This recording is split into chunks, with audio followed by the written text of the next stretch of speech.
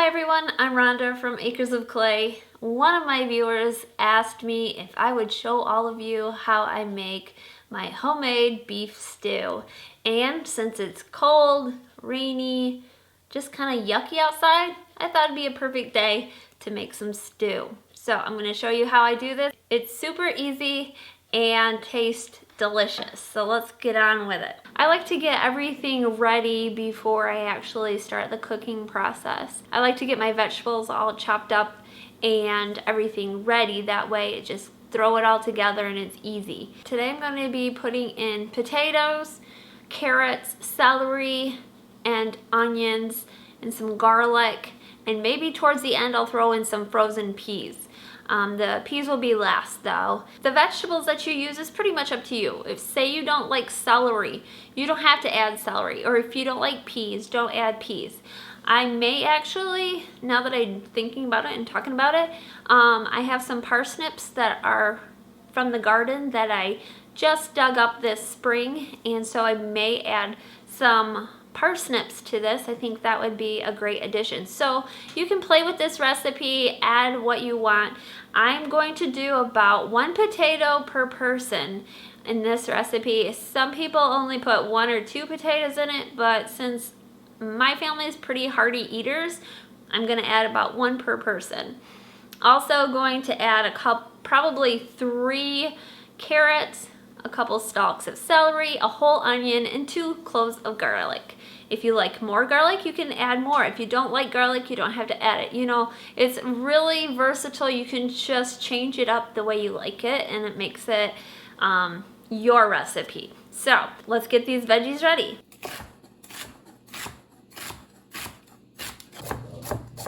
Alright. I'll be out very shortly.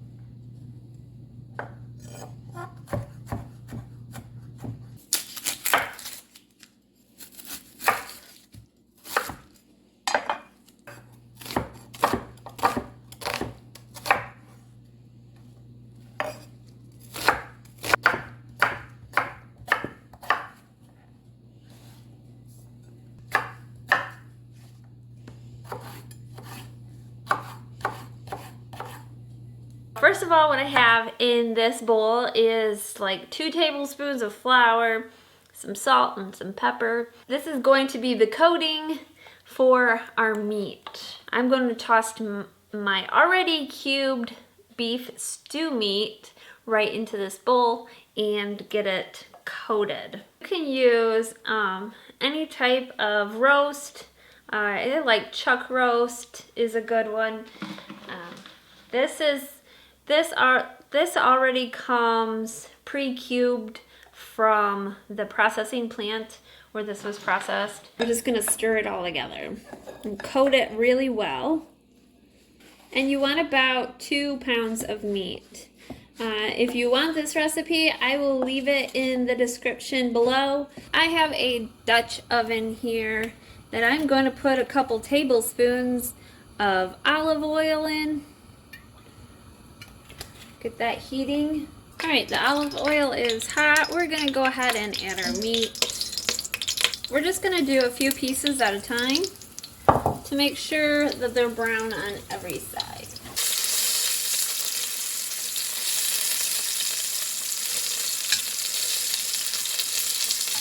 Once they are brown on every side, go ahead and remove them, placing them on another dish.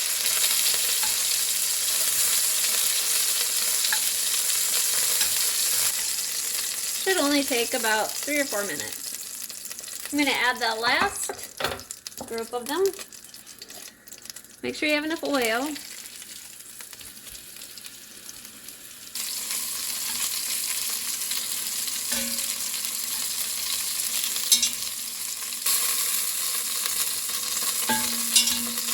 Okay, you can see that the meat left some tidbits and all that good stuff.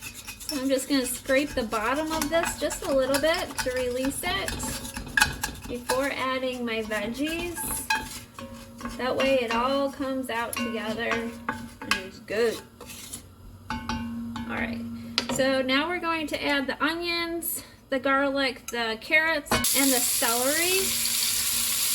All goes in the pot. And we're just looking to brown this. Now that this is browned up a little bit, it's been cooking for about 3 or 4 minutes. I'm going to add the potatoes, which I have here, if I don't spill. Alright, and I did decide to cut up 1 parsnip, so I'm going to add that also. Stir this up a minute. We're going to add 2 cups of beef broth. I actually may need a little bit more, but use your judgment. If you have a lot of potatoes like I do, you may need about 4 cups. So if that's the case, I'll just add another jar. Then we're going to take some Worcestershire sauce, about a tablespoon of that. Then I have a can of tomato paste. I'm going to add part of the can, probably about 1/4 of a cup. We'll start with that, maybe that much, and then see how that looks. We're going to add just a little bit of thyme, probably, I don't know, 1/2 teaspoon. You can use fresh also. And then 1 bay leaf. Mine's kind of sad looking, but 1 bay leaf. Alright, now we're going to let this come to a simmer. I'm going to add 1 more jar of beef broth just to give it a little bit more broth. Okay, that looks a lot better. I'm going to get that down in there. I'm covering this up right now. We're going to bring this up to like a simmering boil. While you're waiting for this to heat up and come to a simmer, you want to preheat your oven 325 degrees. And once this starts simmering, then we're going to add our meat. At this time, we've got it's simmering, so I'm going to go ahead and add the meat to it.